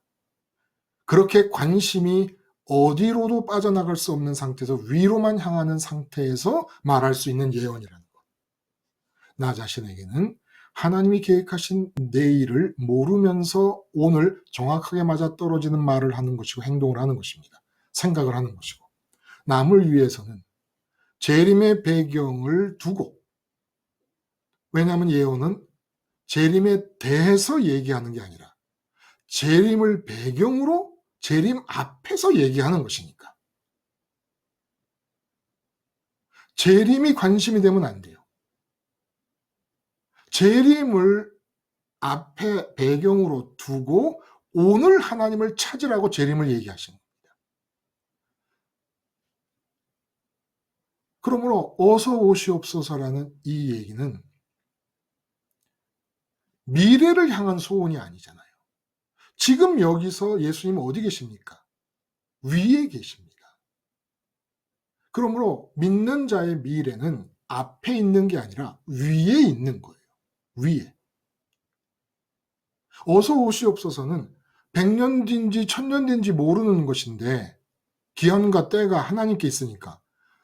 아니, 내가 앞으로 살아봐야 잘 살아야 여러분들이 100살까지 산다고, 우리 모두 100살까지 산다고 가정했을 때 최장으로 생각해서, 아니 30년 뒤에 죽은데 50년 뒤에 예수님이 재림하시면 이 소원이 무슨 의미가 있어요? 그럼 아무 의미도 없는 소원을 그냥 남발하는 겁니까? 아니요. 어서 오시옵소서라는 소원은 지금 위를 향하고 있기 때문에 의미가 있는 소원인 거예요.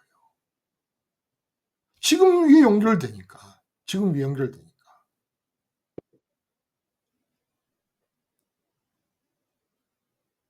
오늘 이 함께 나누지 이 말씀이 지금 주님의 주의 이름을 부르는 자는 누구든지 구원을 얻으리라 라는 그 말씀 앞에 재림과 성령 충만의 얘기가 있었고, 그 이름을 불러야 될 주님이 죽으시고 부활하시고 승천하신 분이라는 내용을 가진 베드로 설교에 대한 얘기입니다. 근데 여기서 구원받는다는 것이 무엇인가? 미래가 없고 소원이 없어진다는 거예요. 위를 향해서만 소원한다는 얘기예요. 이것과 연관돼서 지금 얘기가 진행되고 있어서 얘기 진행 자체를 여러분이 다 기억할 수가 없습니다. 그러나 지금 오늘 이 말씀이 첫 번째 설교에 대한 강해와 같은 것이기 때문에 여러분이 구원받은 자로서 성령 충만하여 삶을 산다는 것이 무엇인지를 알고 듣고 깨닫고 하기 위하여 꼭 최소한 화요일, 수요일, 오늘 진행되는 이 말씀의 내용들을 좀 반복해서 들으실 수 있다면 크게 도움이 될 거라는 확신이 있습니다. 왜냐하면 예언에 대해서 이렇게 이해를 해본 적이 없을 거예요. 대부분의 경우. 거의 90% 정도 확신해도 되지 않겠습니까? 근데 이 예언하면은 그냥 미래에 대한 관심이라는 것이 예언이라는 글자에 붙어서 내 마음이 그냥 확 움직여 버립니다. 그리고 움직일 수 있다는 것은 구원받았음이 뭔지도 아직 우리가 분명하지 않다는 얘기고 하나님을 마음과 뜻과 힘을 다해 좋아한다고 소원한다는 게 무엇인지도 아직 확실하지 않다는 뜻이기 때문에 이 교회 역사상 첫 번째 설교를 읽으시고 또 우리가 함께 나눈 이야기를 들으시고 그래서 이 설교에 대한 이야기를 확실하게 여러분이 기억하실 수 있다 그러면 진짜 구원받은 자로서 예수 이름 불러 구원받은 자로서 삶이 어떤 것인가 라고 하는 것에 대해서 그리고 이 소원이라는 게 얼마나 우리에게 강렬한 문제입니까? 응? 좋아하면서 갖는 소원, 싫어하면서 갖는 소원. 엄청난 일이잖아요. 이게 없어져야 돼요. 세상을 향한 것은. 세상을 향해서는 하나님만이 소원할 수 있는 유일하게 하나님만이 소원할 아니 법적으로 정해져 있는 거예요. 이 세상에 대한 소원. 내가 막 깔딱깔딱깔딱 죽을 지경이 되어도 나는 소원할 자격이 없는 겁니다.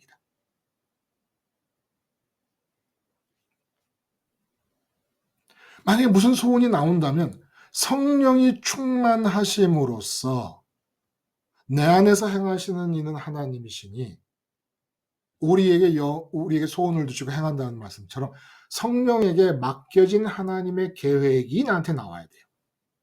그러니까 깔딱깔딱한 상태에서도 그 증거는 성령에게 맡겨진 것이 지금 나오고 있는 것인지 소원이 아닌지를 알 수 있는 증거는 스테반 집사님의 극한의 상황에서 누리시는 평강. 이걸 기준점으로 삼고 가자는 거예요. 지금 당장 그렇게 너무 거리가 멀어 보이잖아요. 근데 우리 모두가 다 멀리 떨어져 있지만 그 기준점에 비해서는 바로 알고 주님의 십자가를 생활화하면 우리 같은 무지렁이들도 스테반 집사님의 순교 현장에서와 같은 상황이 우리 힘으로 되는 건 어차피 아무것도 없으니까. 원래가 우리가 할 수 있는 건 아무것도 없는 거예요. 처음부터 끝까지. 우리는 예수님 십자가를 붙잡는 거 말고 할 수 있는 게 없어요. 예수 이름 부르는 거 말고는. 이름 부르는 게 뭔지를 몰랐던 거죠. 그걸 알고 예수 이름 부르는 것밖에 없거든요. 예수님 이름 부르는 것을 끝까지 끈질기게 악착같이 목숨 걸고 정말 미친 듯이 하는 것 말고는 아무것도 다른 거 할 거 없어요. 할 수 있는 게 없다는 거야. 실제로. 스테반 집사님도 그거 하셔서 그렇게 된 거 아니겠습니까? 그거 하시다가.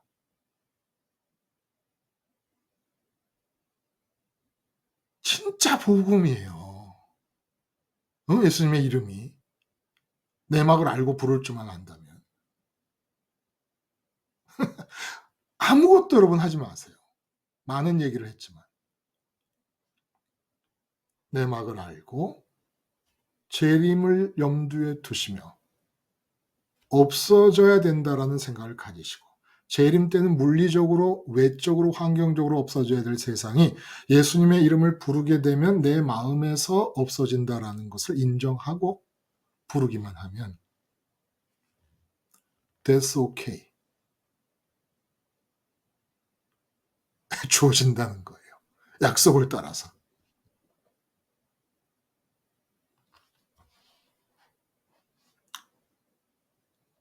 예언, 환상과 꿈도 겉으로 보이는, 눈에 보이고 귀에 들리는 일이 그 이사야 11장의 메시아에 대한 예언에서 이사야가 예언할 때 눈에 보는 대로 판단치 않고 귀에 들리는 대로 심판하지 않는다는 말씀을 하세요. 그런 것처럼 눈에 보이고 귀에 들리는 대로는 우리 몰라요. 이게 무슨 의미가 있는 건지. 근데 성령께서 꿈과 환상을 통해서 눈에 보이고 귀에 들리는 이 일들이 무슨 의미가 있는 것인지 알게 해주시고, 또 꿈과 환상이 아니라도 깨달음을 통해서 이게 영적으로 무슨 의미가 있는 것인지 우리가 알려주신다는 겁니다. 그러니까 한마디로 있음을 느끼고 좋음을 확신하는 내 마음이 세상을 떠난 상태에서 그 마음자리에 성령님이 오셔서 이 세상을 살아간다. 그러니까 우리 넋이 빠진다 이런 얘기를 해요. 넋이 빠진다. 넋이 하늘로 빠져나간 겁니다. 근데 어디다 넋을 팔고 있어? 이렇게 얘기를 하잖아요. 그렇죠? 그 넋이 하늘로 빠져나간 다음에 성령께서 내 넋으로 오셔서 이 세상에 대하여 가르쳐 주시고 깨닫게 해주시는 보혜사로서 내 삶을 진행시켜 나가실 때 내가 알 수 있는 방법으로 나를 깨우쳐 주시는데 그것이 환상이고 꿈일 수 있다는 거예요. 나에 대해서든 다른 사람들에 대해서든. 개인적으로 저는 아침 7시에 말씀을 전하고 아침을 먹고 나면 8시 한 반쯤 됩니다. 그럼 8시 반부터 11시 반이나 12시까지 기도하고 말씀을 준비해요. 근데 그 기도하는 시간에 거의 매일 그야말로 환상을 봅니다. 그런데 단 한마디도 이런 환상의 얘기는 설교 속에 나오질 않고 있어요. 나올 필요가 없죠. 말씀은 성경으로 충분합니다.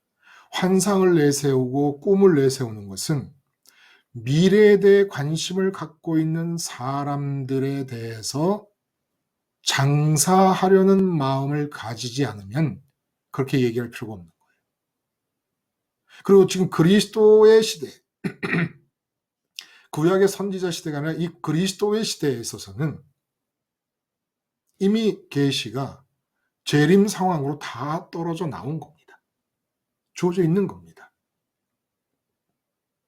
근데 이제 성도들과의 관계에서 나 자신의 상황과 나 자신의 앞으로 일어날 미래에 대해서 성령님께서 미리 그렇게 환상이나 꿈으로 알려주시는 거예요.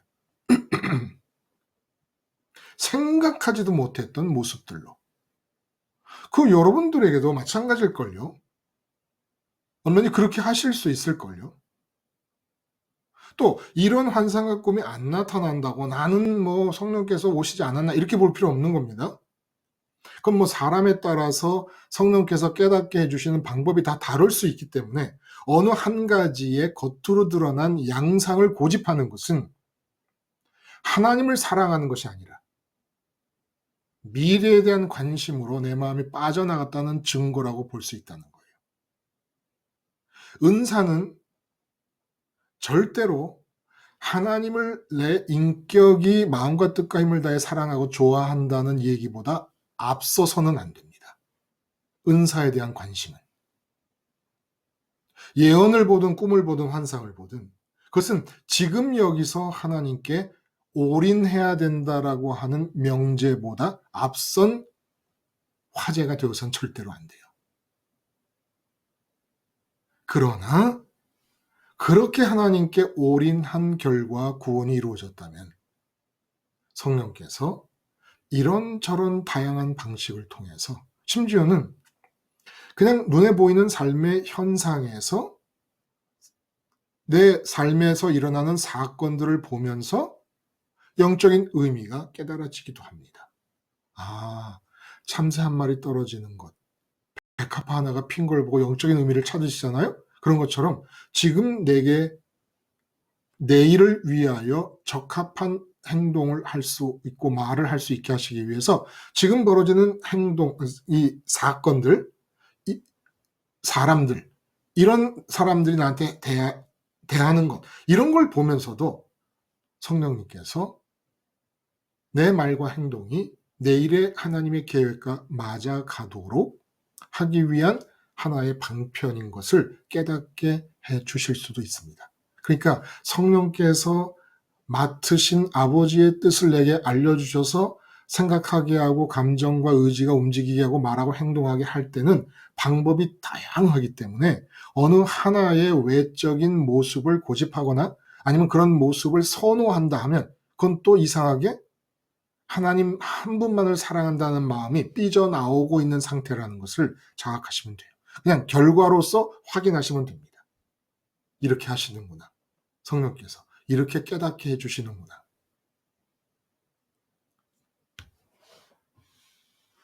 오늘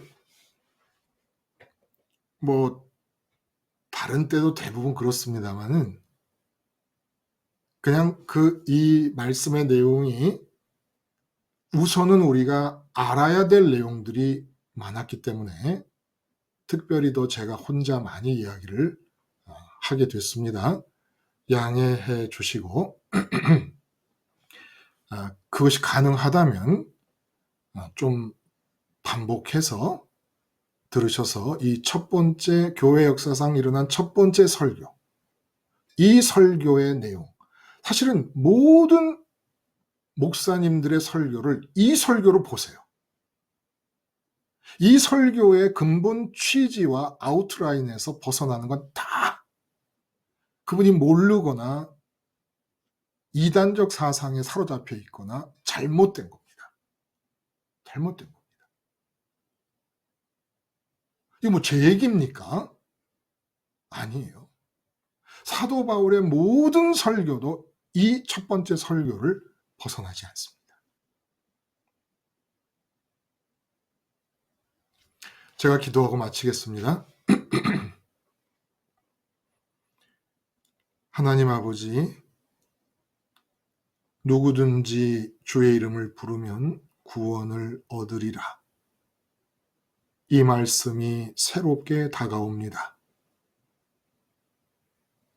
놓지 못하시고 마치 볼모라도 잡힌 듯 나를 사랑하셔서 차선에 차선을 이어가시며 나를 통해 이루고 싶으신 하나님의 소원을 이룰 수 있기 위한 내 영적 조건을 만드시려고 애쓰시는 하나님의 사랑도 이 구절에서 느끼게 됩니다.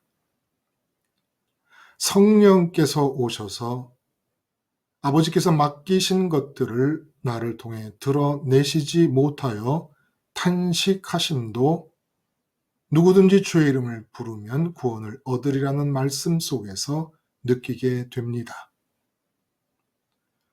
차라는 글자가 몇 개가 들어와 있는지 모르겠습니다만은 이제는 선이 붙은 하나님의 계획이 앞으로만이라도 차질 없이 이루어질 수 있게 하여 주시옵소서. 내막을 알고 예수 이름을 부르는 자들로서 구원의 내막을 알고 누릴 수 있게 하여 주시옵소서. 예수님의 이름으로 기도드리옵나이다. 아멘. 여러분, 장시간 감사합니다. 또 다음 시간에 뵙겠습니다. 좋은 하루 되셔요.